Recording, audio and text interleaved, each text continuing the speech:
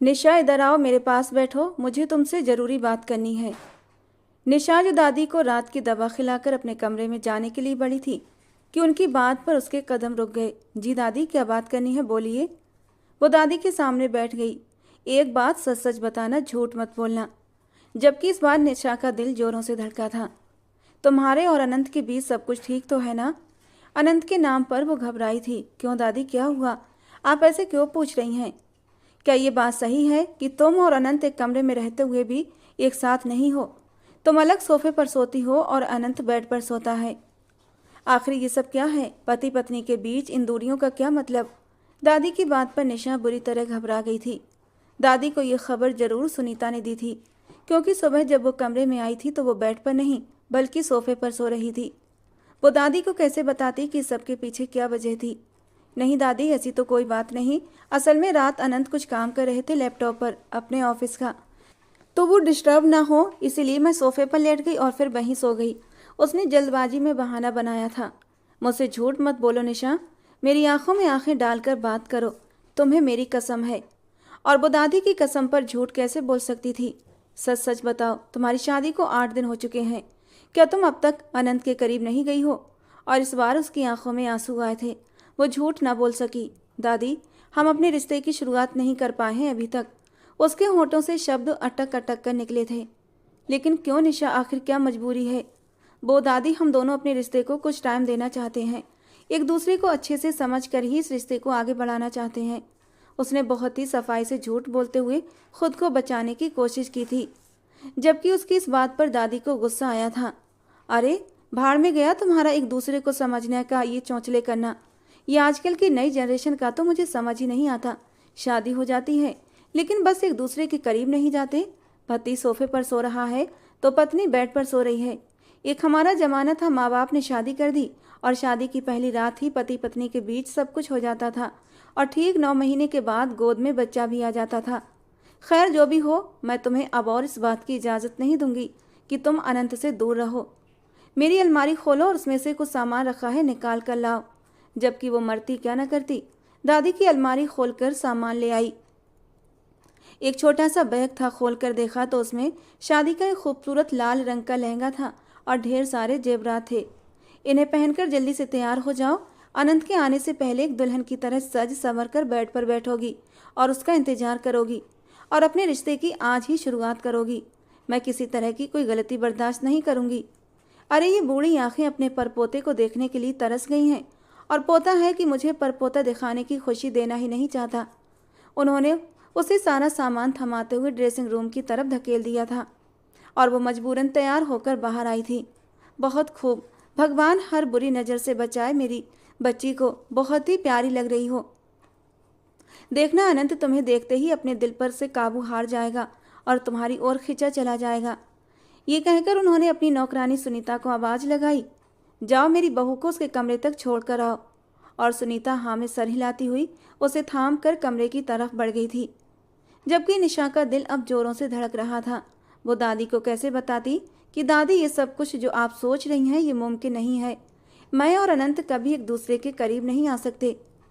सुनीता के जाने के बाद भी वो बेड से नहीं उतरी थी, बल्कि बेड पर दुल्हन बनी अपने ही सोचों में घिरी हुई थी।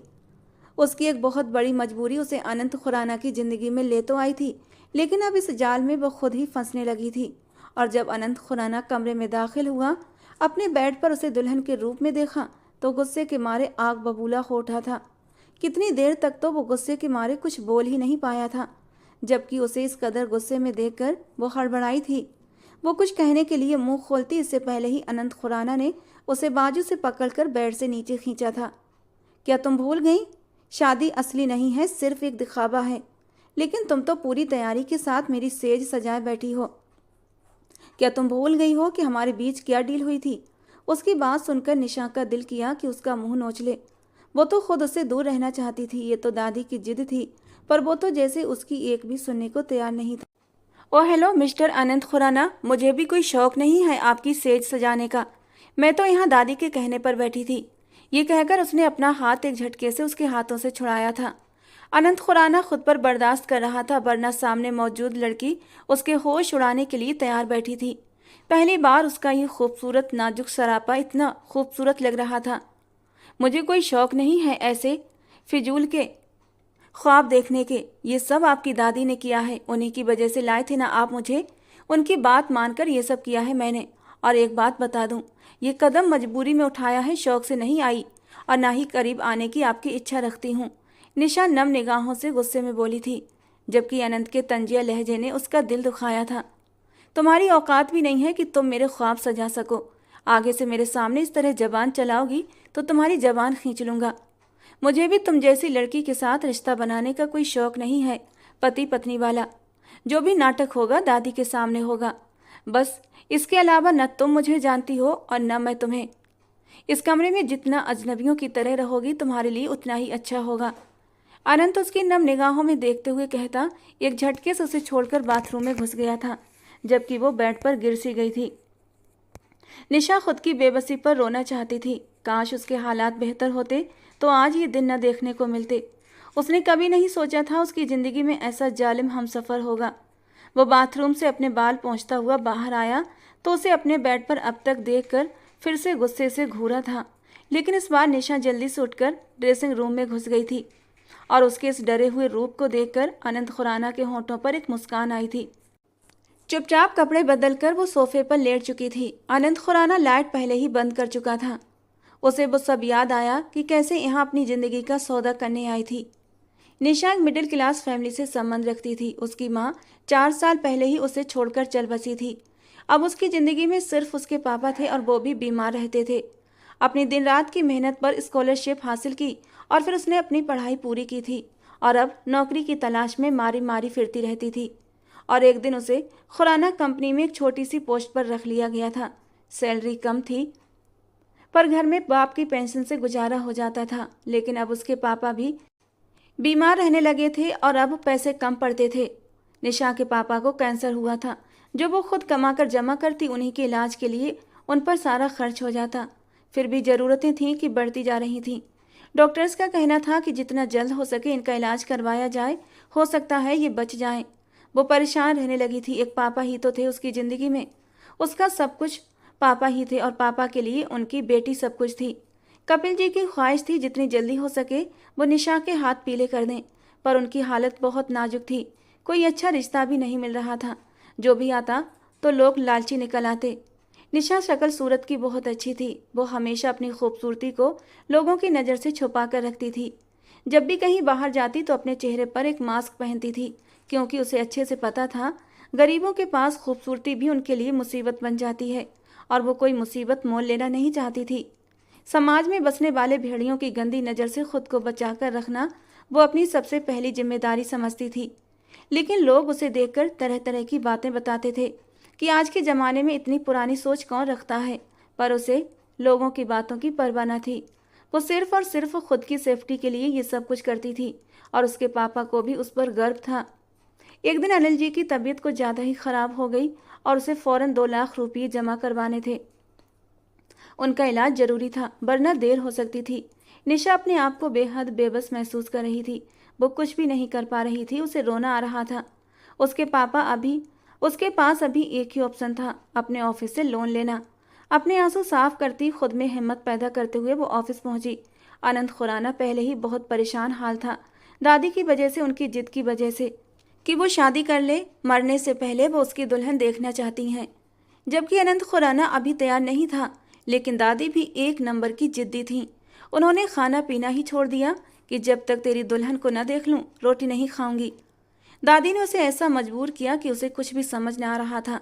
वो अभी इन्हीं सोचों में गुम बैठा था कि अचानक उसके सामने निशा आई अपने बाप के इलाज के लिए लोन लेने। तो अचानक उसके तेज दिमाग में पहला ख्याल यही आया। वो जानता था निशा बहुत अच्छे किरदार की लड़की है। वो उसे ऑफिस में कई बार देख चुका था। बस अपने काम से काम रखती थी, कभी इधर उधर की ताका झांकी या बातें करने की कोशिश नहीं करती थी। हालांकि अनंत खुराना ने कभी उसे गौर से नहीं देखा था, या फिर ये कहा जाए कि निशा ने उसे मौका ही न दिया था तो ज़्यादा बेहतर है।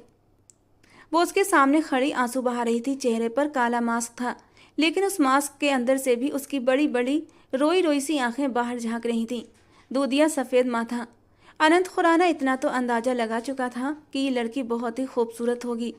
वो बहुत उम्मीद से आई थी कि शायद उसे लोन मिल जाए तो उसके बाप का इलाज शुरू हो सकता है। उसने बहुत ही उम्मीद से अनंत खुराना से कहा था, सर मुझे 2 लाख रुपयों की बहुत ज़रूरत है। मुझे 2 लाख रुपये मिल जाए तो मेरे बाप का इलाज शुरू हो जाएगा। जबकि अनंत गहरी नज़रों से उसे देख रहा था। उस लड़की की मजबूरी में उसे अपनी दादी की जिद का हल नजर आ रहा था। अनंत को अचानक ही अपने दोस्त की कही हुई एक बात याद आई कि दादी की खातिर तुम किसी से कॉन्ट्रैक्ट मैरिज कर लो। अगर कोई ऐसी लड़की मिलती है तो देर मत करना। वैसे भी आजकल गरीबी भरे हालात ने सबको मजबूर किया हुआ है। क्या पता कोई तुम्हें आसपास ही मिल जाए। लेकिन अगर शादी के बाद इरादा बदल जाए तो इस रिश्ते को निभा भी लेना, छोड़ना मत। तुम्हें लगता है मैं ऐसा कुछ करूँगा? बेटा, यहाँ दिल रखते हैं, पत्थर नहीं। यूं ही किसी भी मामूली लड़की को इस दिल में जगह नहीं दे सकते। उसका दोस्त उसे अपने मशवरे दे रहा था। जबकि उसकी बात सुनी तो दिल की जगह पर हाथ रखता वो शरारत से बोला था, मैं तुम्हें पैसे देने के लिए तैयार हूँ, लेकिन तुम्हें भी मेरा एक काम करना होगा। निशा के दिल में उम्मीद की किरण जगी थी। लेकिन आगे जो अनंत ने कहा था, निशा हैरान रह गई थी। मुझे 2 महीने के लिए एक लड़की की ज़रूरत है जो मेरी दादी के सामने मेरी बीवी बनकर रहेगी। बदले में अच्छी खासी रकम भी दूंगा तुम्हें। तुम्हारे बाप का इलाज भी करवाऊंगा। बोलो मंजूर है? अनंत खुराना की बात पर निशा होठ काट कर रह गई थी, पर बाप के इलाज के लिए पैसों की सख्त ज़रूरत थी, इसलिए मजबूरन मान गई। अगले दिन अनंत खुराना उसे शादी करके घर ले आया था। अपने पापा को उसने सब कुछ सच बता दिया था कि ये सब एक मजबूरी थी। बीमार बाप अपनी आखिरी सांसें ले रहा था। अपनी बेटी को किसी के तो हाथों में देना ही था। उनके दिल से एक दुआ निकली थी कि ये शादी कभी न टूटे। पर यह तो किस्मत का खेल था, होना तो वही था जो भगवान ने उनकी किस्मत में लिखा था। अब वो अनंत से ज़्यादा छुप कर नहीं रह सकती थी। कुछ भी कहो, वो उसका पति था, चाहे 2 महीने के लिए ही सही। शादी की पहली रात भी निशा परेशान सी खड़ी थी। अपने लिए सोने की जगह देख रही थी कि अचानक उसकी भारी आवाज़ पर डरकर उसे देखा था, जो धीरे धीरे चलता हुआ उसके करीब आकर 2 कदम की दूरी पर रुका था और उसे ऊपर से नीचे तक देखकर बोला, इस तरह खड़ी क्या हो? वैसे तो मुझे अपने कमरे में अपनी प्राइवेसी में किसी की दखलंदाजी बर्दाश्त नहीं, लेकिन 2 महीने के लिए तुम्हें बर्दाश्त करना होगा। दादी की वजह से पता नहीं मुझे क्या क्या झेलना पड़ेगा। एक मामूली सी लड़की को मुझे 2 महीने तक अपने कमरे में रखना पड़ेगा। उसके बेइज्जती करने पर वो आंखों के आंसू छुपाती हुई बाथरूम की तरफ बढ़ी थी, लेकिन लहंगे में उलझकर जमीन पर गिर पड़ती कि अनंत ने आगे बढ़कर उसे अपनी बाहों में संभाल लिया था। अनंत के मदहोश कर देने वाले परफ्यूम की खुशबू उसे अपने नाक में महसूस हो रही थी। उसे इतना करीब पाकर निशा की सांस रुक चुकी थी। पहली बार ऐसा कुछ एहसास वो महसूस कर रही थी। ये तो उनके बीच इस जायज रिश्ते की खुशबू थी, पर दोनों ही मानने से इनकारी थे। आखिर सौदा जो कर बैठे थे। सोफे पर सो सकती हो तुम, और प्लीज चेंज करो, मुझे उलझन हो रही है ये सब देखकर। उसके सजे सजाए दुल्हन वाले रूप को देखकर वो बुरा सा मुंह बनाकर बोलता पीछे हटा था। जबकि निशा ने हैरान होकर उस इंसान को देखा जो पल पल उसकी आजमाइश ले रहा था। उसके दिल में ख्याल आया, काश वो कभी उसके ऑफिस ना गई होती या उस दिन उससे मदद मांगी ना होती, तो वो यूं उसका हर हुक्म न मान रही होती। उसका दिल भर आया था। उसने हमेशा मुश्किल हालात ही तो देखे थे, कभी भी खुशियों के दिन नसीब न हुए थे। भारी कदमों से चलती हुई वो वॉशरूम में चली गई। उसके जाते ही अनंत खुराना ने गहरा सांस लिया था। इस लड़की ने तो आज सच में मेरे होश उड़ा दिए थे। उसने अपने दिल पर हाथ रखा जहां धड़कनें अब भी तेजी से धड़क रही थीं। शायद उसके दिल को ये लड़की भा गई थी, लेकिन वो मानने को तैयार नहीं था। खुद को झुठला रहा था कि ये सब सिर्फ एक खेल है, जल्दी ही ख़त्म हो जाएगा। संभालो अपने दिल को अनंत खुराना, जैसा सोच रहे हो वैसा कुछ नहीं होगा। खुद को डांट कर सोने की कोशिश करने लगा। अगली सुबह दादी के साथ खुशगवार माहौल में नाश्ता कर रहे थे। निशा इतने अच्छे खाने को देखकर रह गई थी। एक उसका घर था, कोई एक चीज़ दिन में बनती तो रात तक चलती थी। यहाँ तो टेबल पर सब कुछ था। 1 महीना तो आराम से गुजर जाता अगर ये एक दिन के नाश्ते का सामान ही उनके घर होता। वो तो गरीब थी, हालात की मारी थी, ऐसे सोचें उसका हक थी। अरे बहू, तुम कुछ लो ना, खड़ी क्यों हो? लो खाओ, देखो कितनी कमज़ोर हो, खुद का ख्याल नहीं रखती हो क्या? उसने कभी ज़िंदगी में इतना खाना नहीं देखा था, इसलिए समझ नहीं पा रही थी कहाँ से शुरू करे। जबकि दादी ने खुद ही उसके लिए प्लेट में खाना लगाकर उसकी तरफ बढ़ा दिया था। लो बेटा, पेट भरकर खाओ, अब ये तुम्हारा घर है, शर्माने झिझकने की ज़रूरत नहीं। वो हल्का सा मुस्कुराते हुए उनकी मोहब्बत पर खिल उठी थी। दादी उसे बहुत पसंद आई थी, लेकिन बस उनका पोता न जाने किस पर चला गया था जो उसे बिल्कुल भी पसंद नहीं था। हर बार उसकी गरीबी पर तंज करने से बाज नहीं आता था। दादी, मैं भी हूँ इधर, बहू के आते ही मुझे भूल गई। अगर यही करना था तो पहले बता दिया होता, बहू कभी न लाता आपके लिए। वो दादी की सारी मोहब्बत, सारा ध्यान दिशा पर देखकर जेलस हुआ था और जरा सी नाराजगी से दादी से बोला, अरे मेरे शहजादे, तुम तो मेरी जान हो और ये तोहफा भी तो तुम्हारी वजह से मिला है, तो ख्याल तो रखना ही बनता है। खुद भी अपनी पत्नी का ख्याल रखा करो, प्यार मोहब्बत दो। देखो ना कितनी खूबसूरत नाजुक सी बीवी मिली है तुम्हें। दादी की बात पर निशा शर्म से लाल हुई थी। वहीं अनंत की नजरें भी अचानक उसकी तरफ उठी थीं और एक पल के लिए अनंत का दिल तेजी से धड़क उठा था, लेकिन जल्दी ही खुद को संभाल कर ऑफिस चला गया। निशा सारा दिन दादी के पास रही। उनका ख्याल रखना, उनकी सेवा करना निशा को अच्छा लग रहा था। दादी उसे दिल से प्यार मोहब्बत दे रही थी, फिर कैसे न वो पिघलती। दादी का ध्यान मोहब्बत उसे अपनेपन का एहसास दे रहा था। उसकी आंखें नम हुई थीं। ये लो, अब से ये तुम्हारे हैं, इसे पहनकर रखना, हमेशा, कभी मत उतारना। लेकिन दादी, ये सब कुछ बहुत है जो अभी मैंने पहना हुआ है, फिर ये सब किस लिए? ये मेरी बहू अनंत की माँ के कंगन हैं, मैंने अपनी बहू को दिए, उसने अपनी बहू के लिए रखे, अब तुम्हारी अमानत है। दादी ने उसे बहुत कुछ दिया था, सबसे बढ़कर दादी का प्यार था। ये सब कुछ देखकर निशा की आंखें भर आई थीं। जो सच में इस घर की बहू बनकर आएगी वो बहुत खुशकिस्मत होगी।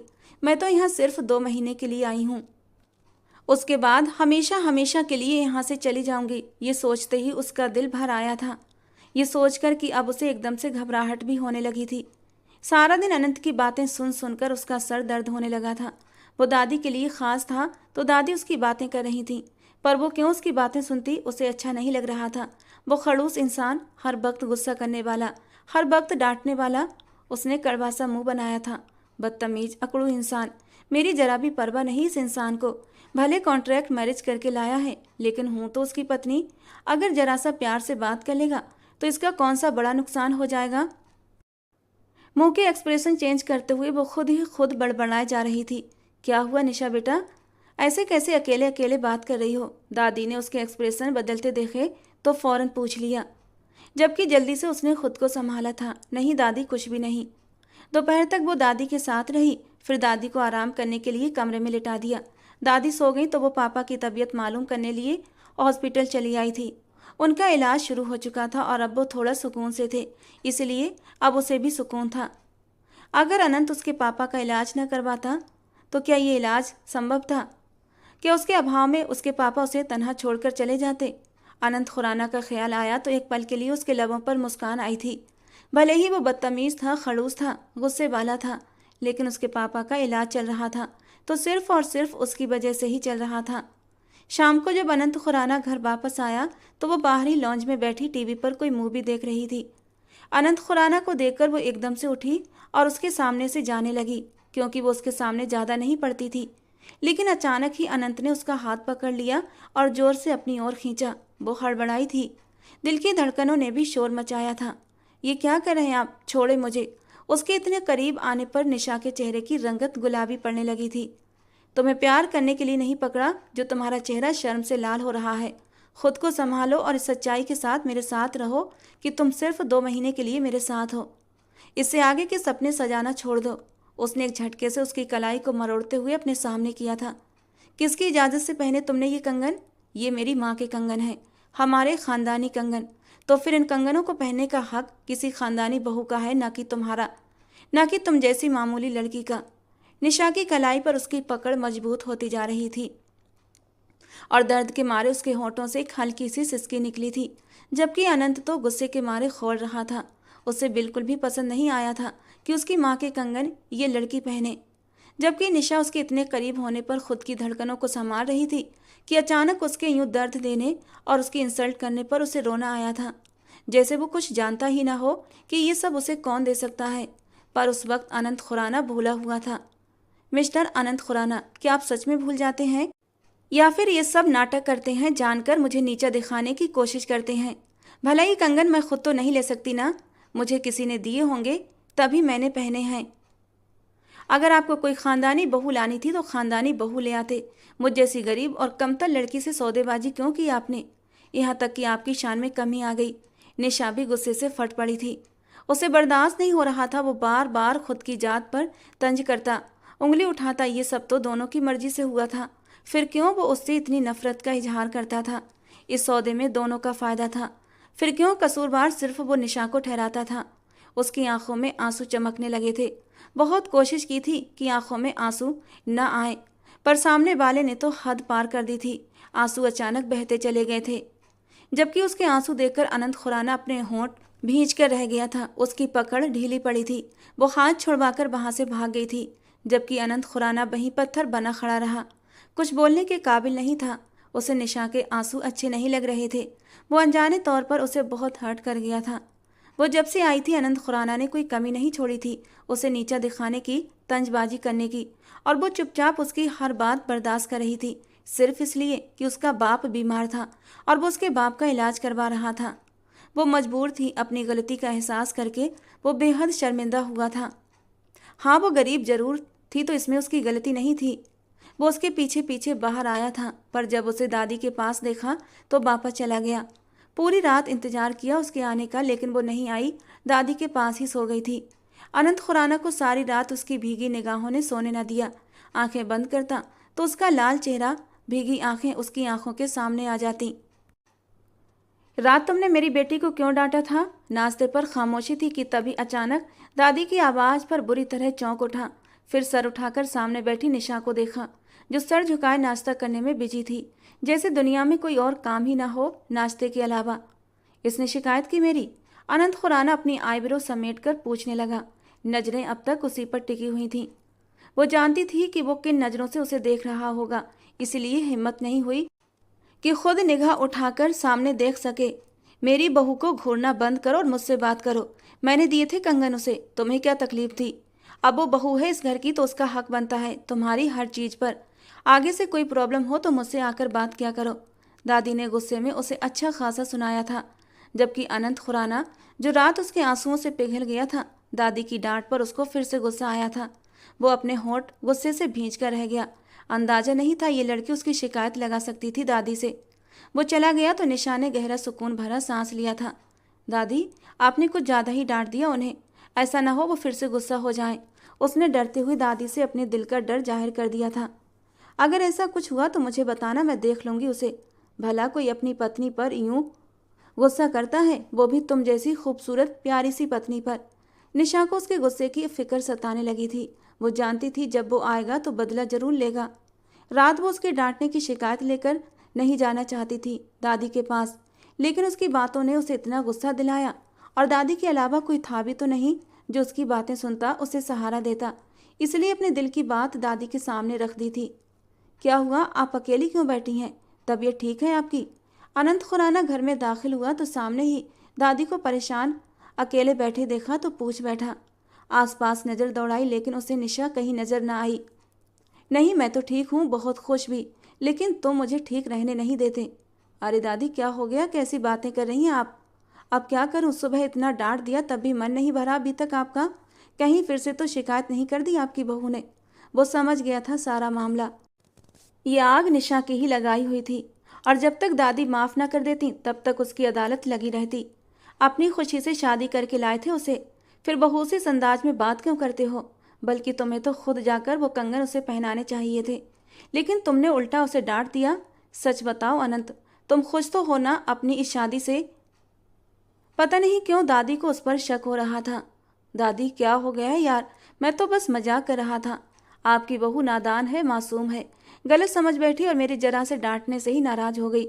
और वो भी मैंने उसे इसलिए डांटा था कि मेरे देने से पहले ही आपने वो कंगन उसे दे दिए थे और वो खुशी खुशी उन्हें पहने घूम रही थी।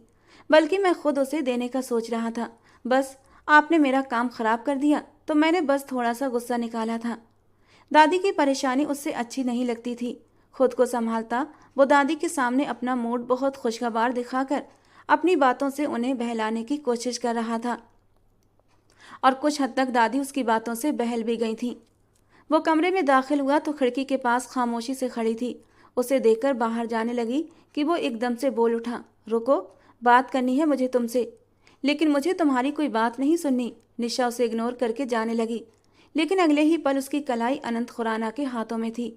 निशा गुस्से में उसकी कलाई को झटकने लगी, जबकि अनंत खुराना गुस्से से बल खाकर रह गया और उसे खींचकर दीवार से सटाकर उसके सामने आकर खड़ा हो गया।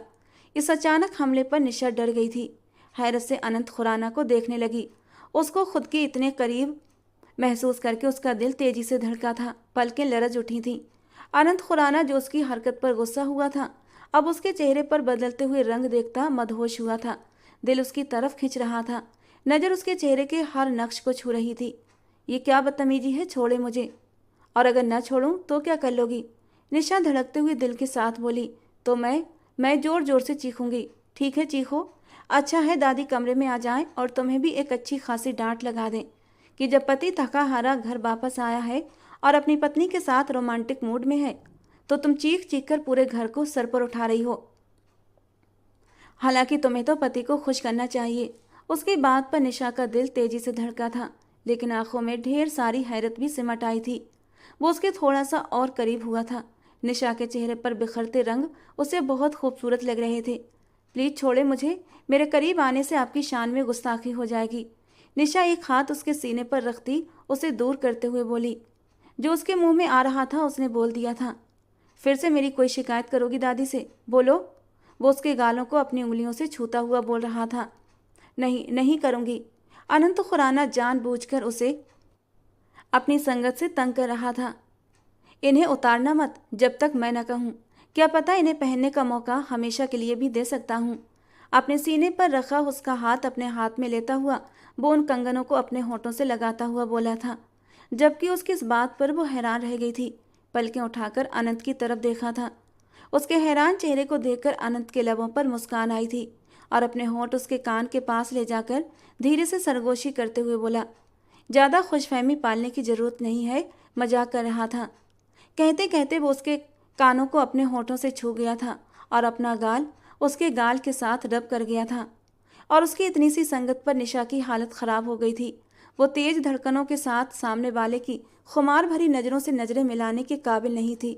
वो जल्दी से उसे धक्का देकर कमरे से बाहर भागी थी, जबकि उसके जाते ही अनंत खुराना एक गहरा सांस लेते हुए बेड पर बैठा था। उसके चेहरे के भाव एकदम से बदल गए थे। मिस निशा, तुमने मेरी दादी के सामने मेरी बेइज्जती करवाई है और तुम्हें लगता है कि मैं इतनी आसानी से भूल जाऊंगा? अनंत खुराना के चेहरे पर एक अजीब सी मुस्कुराहट थी। वहीं दूसरी तरफ निशा के पूरे शरीर में एक खूबसूरत सा एहसास जागा था। अपने दिल पर हाथ रखते हुए होठों पर शर्मीली मुस्कुराहट थी। ये सब अचानक से क्या हुआ था, उसकी समझ में कुछ न आया था। हाँ, इन कुछ दिनों में निशा उसकी नज़दीकियों से खुद के दिल की धड़कनों से बेबस होती जा रही थी। एक अजीब सा नया एहसास जाग रहा था उसके अंदर, और वो एहसास उसे इतना सुकून दे रहा था कि वो शब्दों में बता नहीं सकती थी। हर वक्त हर पल नई सोचों में घिरी रहती और उसकी सोचों का टॉपिक सिर्फ और सिर्फ अनंत खुराना होता था।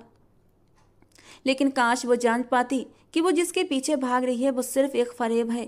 रात के खाने की टेबल पर तीनों लोग मौजूद थे जब दादी ने एक ऐसी बात कह दी कि वो चौंक पड़े थे। मुझे तुम दोनों से कुछ चाहिए, दादी दोनों को देखते हुए कहने लगी। जी दादी, बोलिए आपको क्या चाहिए, मैं अभी आपको लाकर देता हूँ। अनंत खुराना ने फौरन अपनी दादी का हाथ थामा था। पहले वादा करो, दादी ने उसकी तरफ बड़ी ही आस भरी नज़रों से देखते हुए पूछा था। दादी, आपको मुझ पर यकीन नहीं? अनंत खुराना नाराज हुआ था। मुझे पूरा यकीन है, लेकिन ये वादा मुझे पहले चाहिए, उसके बाद ही मैं तुमसे अपनी इच्छा रखूंगी। दादी मुस्कुराई थीं। अच्छा बोलिए, क्या चाहिए मेरी प्यारी सी दादी को? ये अनंत खुराना का वादा है, जो आपको चाहिए वो आपका पोता आपको जरूर देगा। अनंत खुराना बहुत ही प्यार से दादी के हाथ को थपक कर बोला था। मुझे जल्द से जल्द तुम्हारे बच्चे को अपनी गोद में खिलाना है। दादी की इस इच्छा से उसे एक झटका लगा था। गले में जाने वाला निवाला गले में फंस चुका था। दादी ने जल्दी से पानी का गिलास आगे बढ़ाया तो वो एक ही सांस में पी गया। वहीं दूसरी साइड में बैठी निशा के पूरे बदन में सनसनाहट दौड़ी थी। आराम से बेटा, क्या हो गया? कुछ नहीं दादी, ठीक हूँ, उसने जैसे तैसे खुद को संभाला। देखो अनंत, अब जिंदगी का कोई भरोसा नहीं, कब सांसें बंद हो जाएं पता नहीं। बस मरने से पहले तुम्हारे बच्चों की खुशी देखना चाहती हूँ। प्लीज़ दादी, ऐसी बातें ना किया करें। आप जानती हैं ना, मेरी ज़िंदगी हैं आप, और ये शादी भी तो आपकी वजह से की थी। ऐसे इमोशनल बातें करके आपने मुझे शादी के लिए मजबूर कर दिया था। अब बाप भी बन जाऊं? दादी के कहने पर अनंत खुराना एकदम परेशान हुआ था। दुनिया में अगर किसी से मोहब्बत करता था तो उसकी दादी थी, जिनकी हर ख्वाहिश पूरी करना उनका ख्याल रखना उसका पहला काम था। एक वही तो थी जो उसकी पूरी दुनिया थी। शादी तक तो बात ठीक थी, लेकिन ये नया टॉपिक कहाँ से छेड़ दिया था दादी ने, इसे कैसे पूरा करता। लेकिन दादी की तरफ से ये टॉपिक कोई गलत तो नहीं था। जब शादी हो गई तो बच्चे होना नॉर्मल बात थी, लेकिन दादी को क्या पता कि ये शादी किन हालातों में और कैसे की गई थी। जबकि निशाने से अब वहाँ और रुका नहीं जा रहा था। वो चुपचाप उठकर अपने कमरे में चली आई थी। शर्मा गई मेरी बहू, कितनी मासूम कितनी प्यारी है। जबकि वो मुस्कुरा भी न सका। वो अपने ही खेल में फंसता जा रहा था। एक तरफ निशा थी जिसके साथ वो जज्बाती खेल खेल रहा था, तो दूसरी तरफ दादी की एक नई इच्छा। आज उसे खुद की बेबसी पर गुस्सा आया था। वक्त गुजरने लगा था, 1 महीना हो गया था और अब उनके पास 1 ही महीना रह गया था। उस रात भी वो अपने कमरे में बेड पर बैठा हाथों से अपना सर मसल रहा था। क्या हुआ, सर में दर्द है? चाय लाऊं आपके लिए? उसका माथा मसलना सर दर्द की गवाही दे रहा था। जबकि निशा उसको इतना परेशान देखकर हमदर्दी के नाते उससे पूछ बैठी थी, मैंने कहा तुमसे कि तुम बेकार में मुझसे इतना चिपकने की कोशिश करो, और प्लीज़ ये नाटक दादी के सामने किया करो, मेरे सामने नहीं। उसका मूड काफ़ी ऑफ हो चुका था। निशा हैरत से उस इंसान को देखने लगी। कितने रूप थे इसके, कभी पल में अपना बन जाता तो कभी पल में पराया। आज फिर उसका दिल दुखा गया था। आप इस तरह क्यों बात करते हैं मुझसे? निशा की आंखें नम हुई थीं, जबकि अनंत खुराना ने उससे नज़रें हटाई थीं। मुझे लगता है हमें अब ये नाटक बंद कर देना चाहिए। अब वो उसकी बेयकीन आंखों में देखता हुआ बोला था, देखो निशा, मैं सीधी बात करना चाहता हूँ। ये जो हो रहा है ये सब एक नाटक था। मुझे तुमसे कोई हमदर्दी नहीं, कोई लगाव नहीं था। अभी पिछले दिनों जो मेरा रवैया तुमसे नरम हुआ था वो भी सिर्फ इसलिए हुआ था क्योंकि तुमने मेरी शिकायत दादी से की थी। इसलिए मैं तुमसे बस थोड़ा सा गुस्सा था और तुम्हें परेशान करने के इरादे से तुम्हारे साथ थोड़ी सी नरमी से पेश आता था। अब दादी की फिजूल सी जिद मैं कम से कम तुमसे तो पूरी नहीं कर सकता। मेरी ज़िंदगी में है कोई और मुझे उसी का इंतज़ार है। वो अभी फ़िलहाल बाहर गई हुई थी, लेकिन अब वापस आ गई है और अब इसी में भलाई है। तुम भी अपने लिए कोई फ़ैसला ले लो। दादी की नज़रों में खुद को बुरा बनाओ तो ही वो तुम्हें छोड़ेंगी, वरना वो यहाँ से तुम्हें जाने नहीं देंगी। मैं नहीं चाहता तुम्हारी आदत मुझे लगे या फिर दादी को लग जाए। अनंत खुराना ने उसके पैरों के नीचे से ज़मीन खींच ली थी। जो खुलासा उस पर हुआ था वो बड़ी तकलीफ भरा था। न जाने कब कैसे 2 आंसू बहकर उसके गालों पर चले आए थे।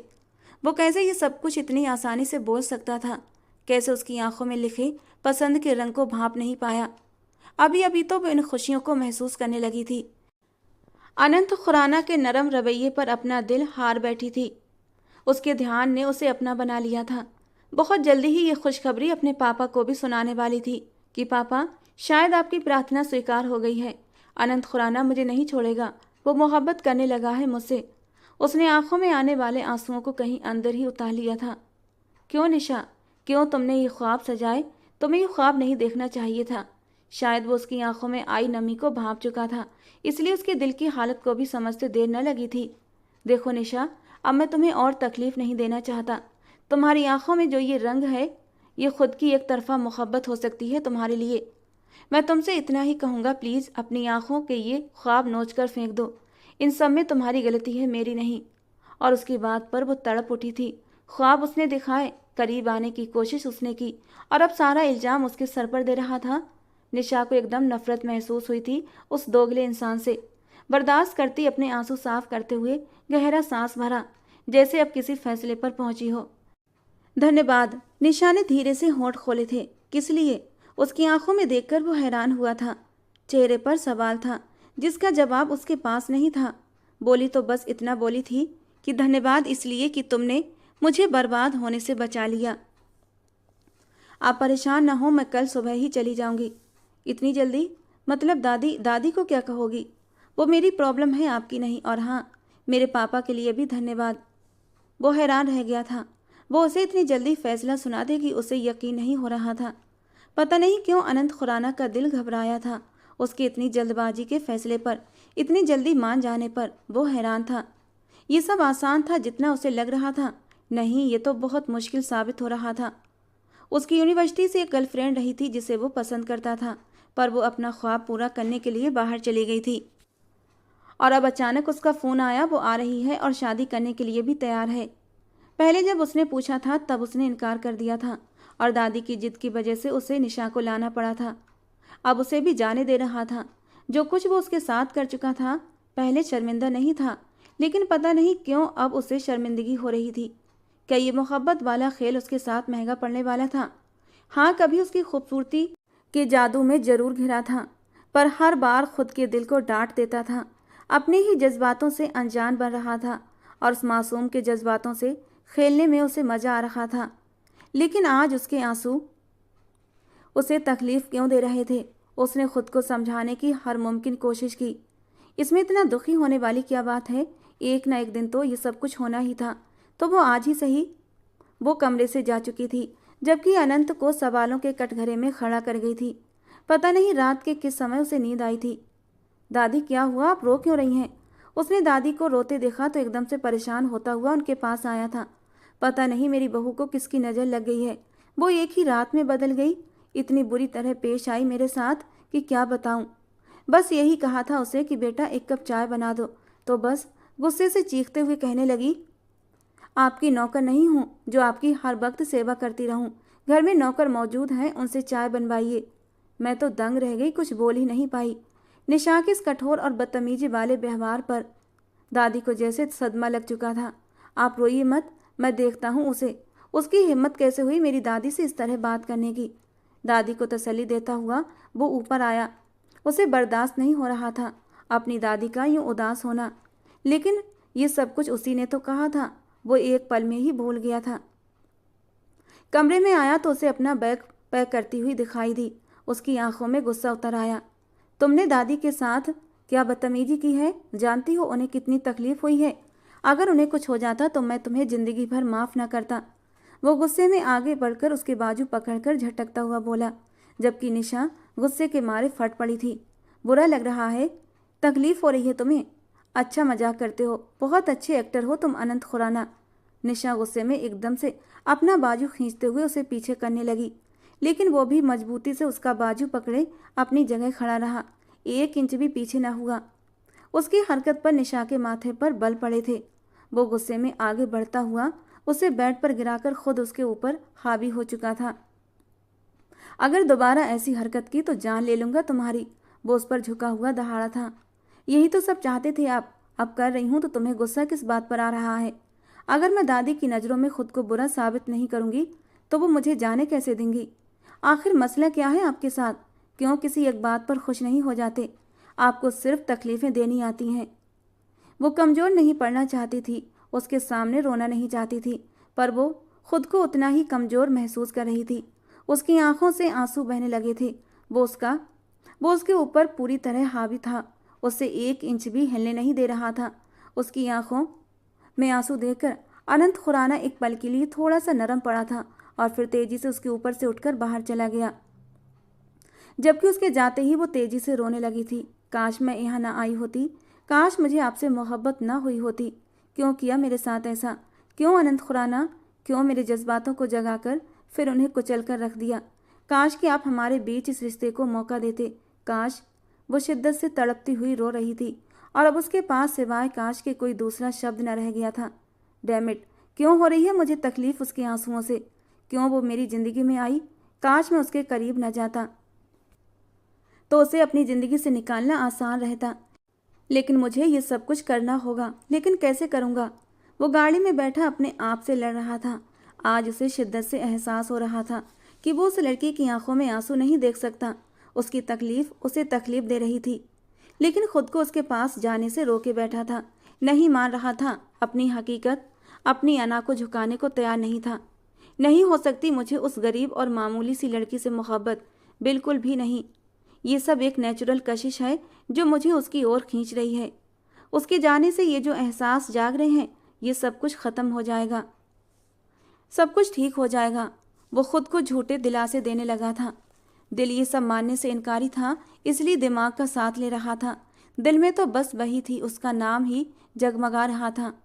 आज उसे अपनी गर्लफ्रेंड प्रिया से मिलने जाना था, पर उससे मिलने का उसका अब मन नहीं कर रहा था। बार बार ख्यालों में निशा आ रही थी। उसे रोता हुआ छोड़ आया था। पता नहीं कैसी होगी, या अब भी रो रही होगी। कहीं वो चली तो न जाए, ये सोच आते ही उसका दम घुटने लगा था। वो गाड़ी जो अभी पोर्च से निकालने वाला था, लेकिन उसने गाड़ी दोबारा वहीं खड़ी की और अंदर आ गया। देखा तो दादी के कमरे की लाइट जल रही थी। तो कुछ सोचकर दादी के कमरे में चला आया। देखा तो दादी सो रही थी। वो वापस पलटने लगा, लेकिन दादी की आवाज़ ने उसके कदम रोक लिए। रुको अनंत, मेरे पास आओ। वो एकदम दादी की तरफ घूमा था। दादी, आप जाग रही हैं? मुझे लगा आप सो रही हैं। वो दादी के पास बैठता हुआ उनका हाथ अपने हाथों में थाम कर बोला, कैसे सो सकती हूँ बेटा? मेरे बेटे का हंसता खेलता घर बर्बाद हो गया और मैं सुकून से सो जाऊं? कैसे सो सकती हूँ? क्यों? निशा ने ऐसा क्या किया? वो ऐसी तो नहीं थी। जरूर किसी ने उस पर जादू कर दिया है, इसीलिए हमसे नफरत करने लगी है। वो जब भी इससे पहले दादी के पास आता था, हमेशा दादी का हंसता मुस्कुराता चेहरा दिखाई देता था, लेकिन आज उनकी आंखों में आंसू झिलमिला रहे थे और उसे ये आंसू तकलीफ दे रहे थे। उसे तो लगा था ये सब कुछ आसान होगा।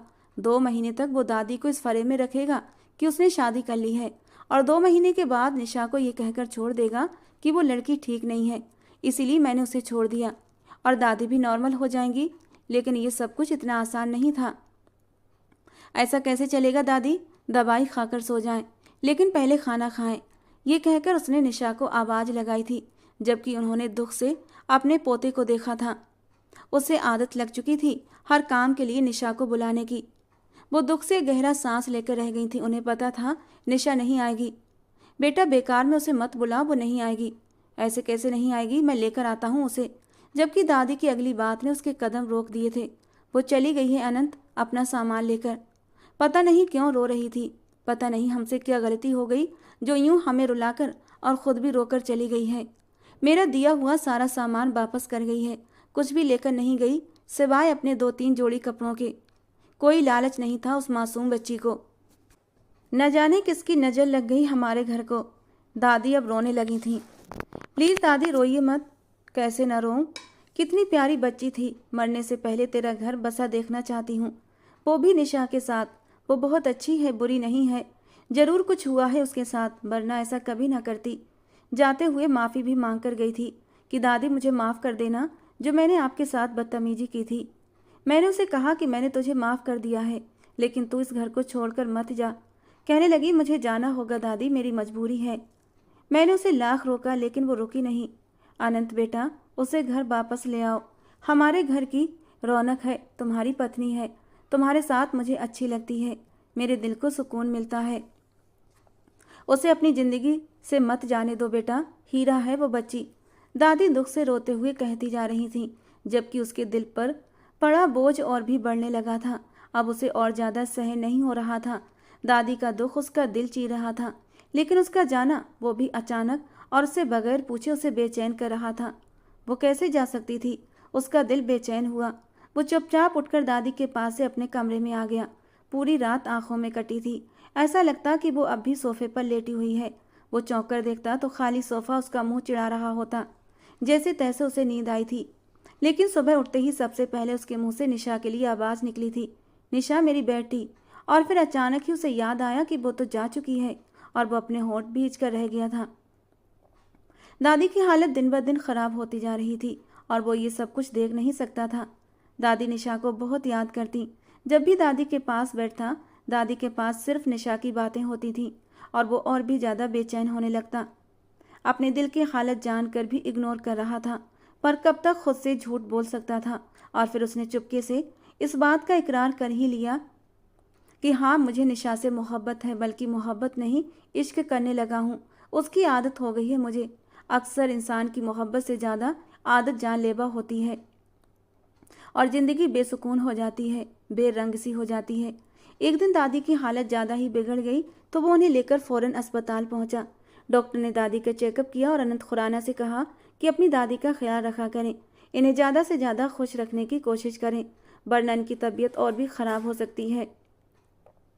डॉक्टर की बात सुनकर वो परेशान हुआ था। निशा के जाने के बाद तो वो सिर्फ परेशान ही रहने लगा था।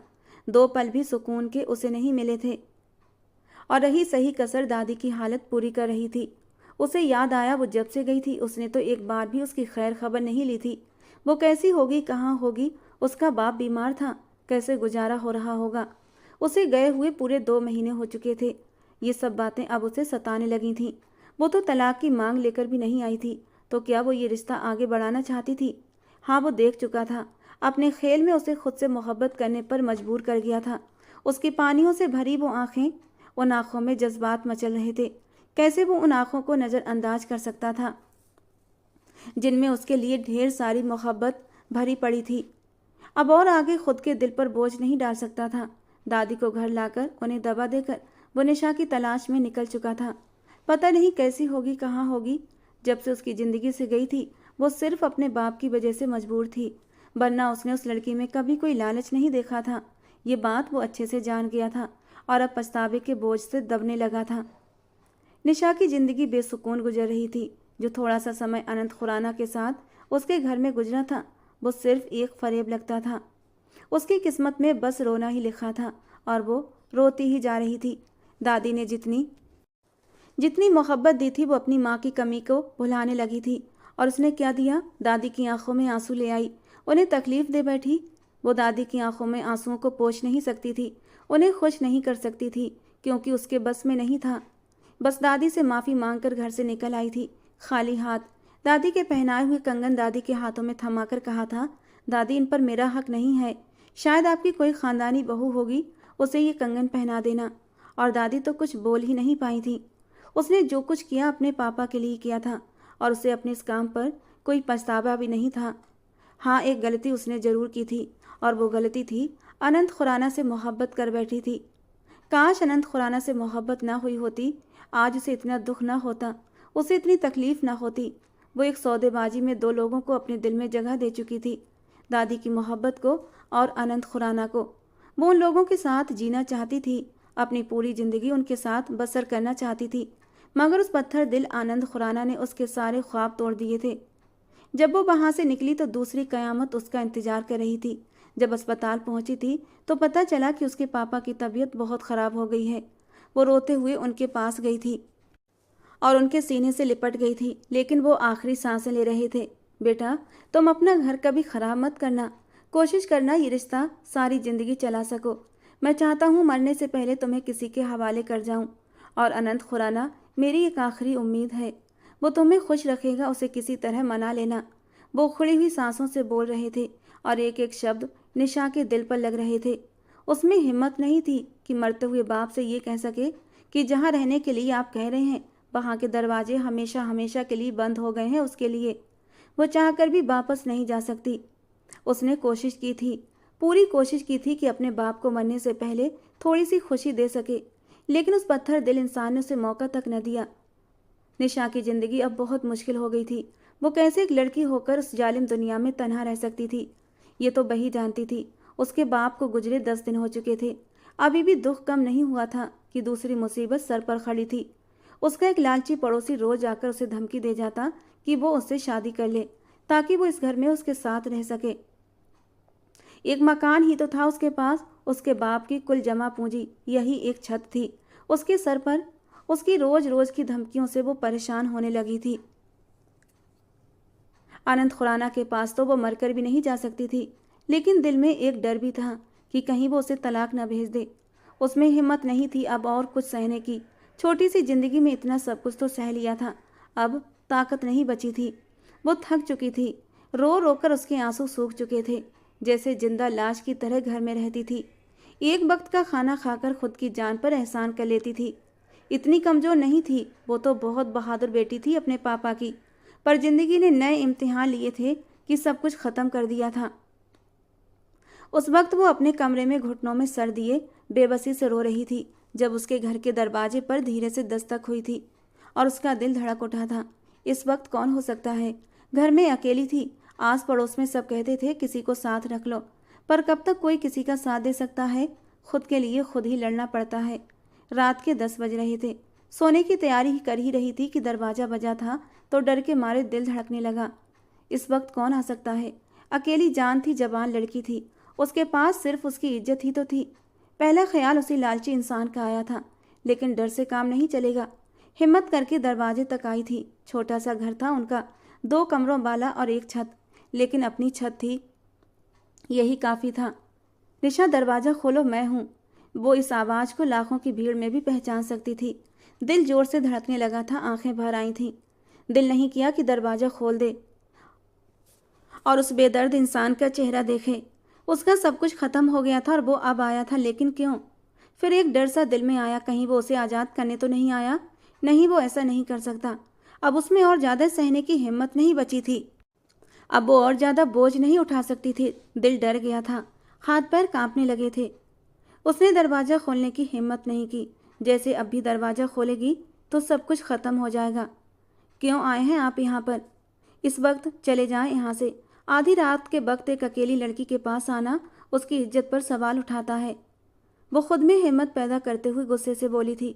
जितना अपने आंसुओं को रोकने की कोशिश करती, वो उतनी ही तेजी से बह रहे थे।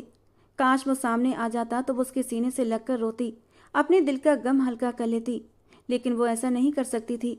निशा, मेरी बात सुनो, मुझे बात करनी है तुमसे, और मैं कोई गैर नहीं, तुम्हारा पति हूँ। दरवाज़ा खोलो। अगर और ज़्यादा देर करोगी तो लोगों को बातें बनाने का मौका तुम खुद दोगी। उसकी बात पर उसने गुस्से में आगे बढ़कर दरवाज़ा खोल दिया और जल्दी से अंदर कमरे में चली गई। उसकी इस हरकत पर वो धीरे से मुस्कुराया था और गहरा सांस लेता हुआ अंदर आते हुए दरवाज़ा बंद कर दिया। पीछे क्यों आए हैं? अपने अंदर के गम को दबाकर अपने शब्दों में सख्ती लाते हुए बोली। अफसोस। वो आगे अपनी बात पूरी करता इससे पहले ही उसने उसकी बात काट दी। ये अफसोस आप सुबह भी आकर कर सकते थे, इस वक्त आने की क्या ज़रूरत थी? निशा उसकी बात काट कर सख्ती से बोली। लाख कोशिश करती पर अपने शब्दों में नमी को छुपा न सकी। अनंत खुराना ने अफसोस से उसे देखा। ये वो चेहरा था जिसे देखकर उसे सुकून मिलता था, और जब वो दूर रहा तो वो बेसुकून रहा था। और अगर आज कोई पूछता अनंत खुराना से सुकून क्या होता है, तो सामने खड़ी अपनी नाराज सी पत्नी को देखकर बताता कि ये है मेरे दिल का सुकून। मैं माफ़ी। उसके शब्द फिर से मुंह में रह गए थे जब निशा ने उसकी बात काट कर कहा, मैं माफ़ कर चुकी हूँ। मुझे अब किसी की हमदर्दी की ज़रूरत नहीं है। मैं अकेली ही खुश हूँ। अब आप जा सकते हैं। निशा के हर अंदाज में नाराज़गी थी और वो उसे बोलने का मौका तक न दे रही थी, जबकि अब अनंत खुराना को गुस्सा आया था। उसने बाजू से पकड़कर उसे अपनी ओर खींचा था, दीवार के साथ लगाते हुए बोला, मुझे कुछ बोलने का मौका भी दोगी या नहीं? छोड़े मुझे। वो उसके घेरे से निकलने की कोशिश कर रही थी। नहीं छोड़ूंगा। किस हक से नहीं छोड़ेंगे? आप समझते क्या है खुद को? उसने आंखों में आए आंसू अपनी हथेली से साफ करते हुए पूछा था। तुम्हारा पति। ये कहते कहते उसने अपने हाथ उसकी नाजुक सी कमर में डाले थे और खींचकर उसे अपने सीने से लगाया था। उसकी इस हरकत पर निशा की सांसें अटक गई थीं। वो उसकी कमर पर अपनी हाथों की पकड़ मजबूत करने लगा था, जबकि निशा उसके हाथों को अपनी कमर से हटाने लगी। हालांकि उसका दिल तो मचल रहा था, ये सुरक्षा का घेरा कभी उससे दूर ना हो, हमेशा वो उसकी पनाहों में ऐसे ही सिमटी रहे। लेकिन उसके पास इस सब चीज़ का हक नहीं था कि वो अनंत खुराना की मोहब्बत को हासिल कर सके। और जब वो उसकी बाहों से निकल न सकी तो थककर उसके चौड़े सीने पर अपना सर रखकर फूट फूट कर रोने लगी थी, जबकि वो उसे अपने सीने में भींचकर उसके सर पर अपने होंठ रखता हुआ उसे अपने होने का एहसास दिला रहा था। मेरी बात सुनो निशा, मैं जानता हूँ मैं बुरा हूँ, बहुत बुरा हूँ, माफ़ी के काबिल भी नहीं हूँ, और तुम्हें हक है मुझसे नाराज़गी दिखाने का। मैं ये सब नहीं चाहता था, पता नहीं क्यों, कैसे अपनी अना में मैं तुम्हें हर्ट करने लगा था। लेकिन तुम जानती हो, जब से तुम मुझे छोड़कर गई हो, मुझे एहसास होने लगा था कि सिर्फ तुम नहीं, मैं भी तुमसे मोहब्बत करने लगा था। और जब मुझे यह एहसास हुआ, मैं फ़ौरन तुम्हारे पास चला आया। निशा, शायद तुमने मुझसे मोहब्बत की है, लेकिन मैंने मोहब्बत से बढ़कर तुमसे इश्क करने लगा हूँ। मुझे एक मौका दो प्लीज़। दादी भी तुम्हारी राह तक रही हैं। दादी की परेशानी भी मुझसे देखी नहीं जाती। वो तुम्हें दिन रात याद करती हैं, बीमार हो गई हैं तुम्हारी याद में। उन्हें ज़िंदगी लौटा दो निशा, और मुझे भी जीने की वजह दे दो। हमारे घर को तुम्हारी ज़रूरत है। निशा प्लीज़ वापस आ जाओ। उसके आंसू साफ करता मोहब्बत से उसका चेहरा अपने हाथों के प्याले में लिए वो उसे मोहब्बत से निहार रहा था, जबकि वो तेजी से रोते हुए दोबारा से उसके सीने से लिपट गई थी। थोड़ी देर बाद सारे शिकवे शिकायतें करने के बाद वो दोनों अब सुकून से बैठे थे। अनंत का सर उसकी गोद में था और वो प्यार से उसमें हाथ चला रही थी। घर चलें? वो उसका हाथ थामकर बहुत ही मान से पूछ रहा था। इस बार अगर इज्जत से लेने आए तो ही चलूंगी, वरना वो रहा दरवाज़ा, उसने शरारत से कहते हुए जैसे अनंत खुराना को आईना दिखाया था। बहुत तेज हो तुम। उसकी बात सुनता वो झटके से उठ बैठा था और धीरे से मुस्कुराता हुआ उसके करीब आया। उसे बाहों में खींचकर अपने करीब करता हुआ अपनी गर्म सांसें उसके चेहरे पर छोड़ने लगा था। और इससे पहले कि वो अपने होठों से उसे छू लेता, निशा ने उसे रोक दिया था। इसकी इजाज़त नहीं है, उसने उसके होठों पर हाथ रखते हुए उसे पीछे की ओर धक्का दिया था। यार इतना तो मत तड़पाओ, कब से तड़प रहा था तुम्हारे लिए, आज जब ये मौका हाथ आया है तो खुद से दूर मत करो। ये कहकर वो उठकर बैठा था और उसे खींचकर दोबारा से अपनी बाहों में दबोचा था। अनंत प्लीज दूर रहें मुझसे, पहले बारात लेकर आए, मुझे दुल्हन बनाकर ले जाएं, उसके बाद ही इस सब की इजाज़त है। वो अभी आगे कुछ कहती, उसने उसके होठों को अपने होठों की कैद में लेकर उसे कुछ भी बोलने का मौका नहीं दिया था। वो उसके नाजुक नरम होठों का रसपान कर रहा था और बुरी तरह मदहोश हो चुका था। और जब पूरी तरह उसके दिल को सुकून मिला तो उसने निशा को खुद से दूर किया था। दोनों की सांसें गहरी हो रही थीं। ये हक तो मुझे दे चुकी हो निशा, 2 महीने पहले ही। पत्नी हो मेरी, इतना भी शरीफ मत समझो मुझे कि जब मेरी प्यारी सी बीबी मेरी बाहों में होगी और मैं यूं ही चला जाऊंगा। वो उसे खींचकर अपने सीने पर गिरा चुका था और वो उसके चौड़े सीने पर गिरी अपने दिल की धड़कनों को संभाल रही थी, जबकि अनंत खुराना उसकी उभरती खूबसूरती को अपने सीने पर महसूस करके बेखुद हुआ जा रहा था। उसने झटके से उसे बेड पर लिटाते हुए खुद उसके ऊपर आया था और उसके गले से दुपट्टा हटाकर साइड में रख दिया था। उसकी आंखों में मचलते जज्बात पर निशा बुरी तरह घबराई थी। उसका चेहरा शर्म से गुलाबी होने लगा था, जबकि अनंत ने आगे बढ़कर उन रंगों को अपने होठों से चुरा लिया था। सच्ची निशा, जब तुम इस तरह शर्माती हो तो मेरा दिल बहकने लगता है। वो धीरे धीरे अपना चेहरा उसकी गर्दन में छुपाता हुआ सरगोशी कर रहा था। कमरे में अंधेरा था। नाइट बल्ब की हल्की रोशनी में उसका दूधिया रंग उसे दीवाना बना रहा था। उसे अपने होठों से छूता हुआ वो निशा को भी मदहोश कर गया था। उसके होठों की मदहोश सिसकियां अनंत को किसी दूसरी ही दुनिया की सैर करा रही थीं। और जब अनंत ने अपनी कमर पर निशा के हाथों की पकड़ महसूस की थी तो उसके होठों पर एक शरारती मुस्कान आई थी। वो धीरे से निशा से अलग हुआ था। क्या हुआ? उसके दूर जाने पर वो परेशान हुई थी। होना क्या है, घर जा रहा हूँ, कल आऊँगा, तुम्हें विदा कराने तैयार रहना, कहते हुए उसके होठों पर शरारती मुस्कान थी, जबकि निशा बदहवास हुई थी। तुम ऐसा कैसे कर सकते हो अनंत, तुम मुझे इस हाल में छोड़कर नहीं जा सकते। वो उसके सीने से लिपट गई थी।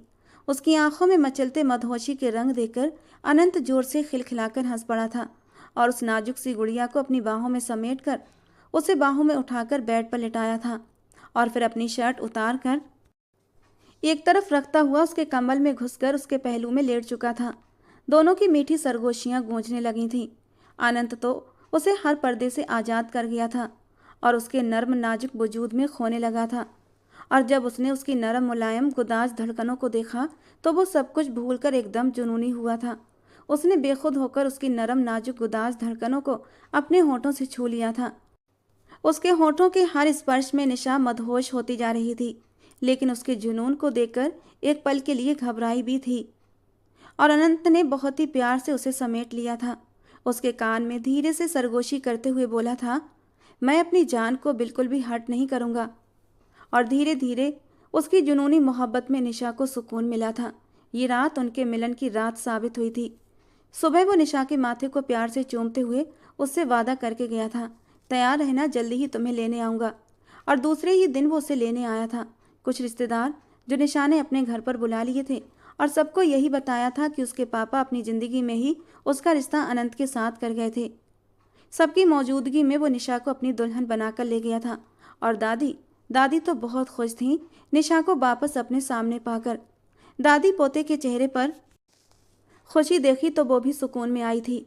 अनंत खुराना ने उसे मुंह दिखाई के तौर पर वही कंगन पहनाए थे और आज उसने बहुत ही हक और मान के साथ वो कंगन पहने थे। और जब वो उसके करीब होकर शरारतें करने लगा तो उसने उसे पीछे धक्का दे दिया था। अनंत क्या हो गए हैं आपको, दूर रहें मुझसे, वो बनावटी नाराजगी से बोली थी। अरे दूर क्यों रहूं, आज सुहागरात है मेरी, वो आप कल ही मना चुके हैं। निशा के चेहरे पर शर्मीली सी मुस्कुराहट आई थी। मेरी हर रात सुहागरात होगी और मैं उसी दीवानगी और जुनूनियत से तुमसे प्यार करूंगा और तुम मेरा कुछ नहीं कर सकती। ये कहकर उसने निशा को अपने बाजुओं में दबोचा था और अपने प्यार की बारिशें करता हुआ उस पर फिर से हावी हो गया था। और निशा जो पहले ना कर रही थी, अब खुद उसकी बाहों में समाकर सुकून महसूस करना चाहती थी। तो दोस्तों, ये थी आज की हमारी कहानी। आपको कैसी लगी ज़रूर बताना। पसंद आई हो तो प्लीज़ लाइक करना। रोज़ एक नई रोमांटिक कहानी सुनने के लिए हमारे चैनल को सब्सक्राइब करना। मिलते हैं दोस्तों अगली किसी नई रोमांटिक कहानी के साथ।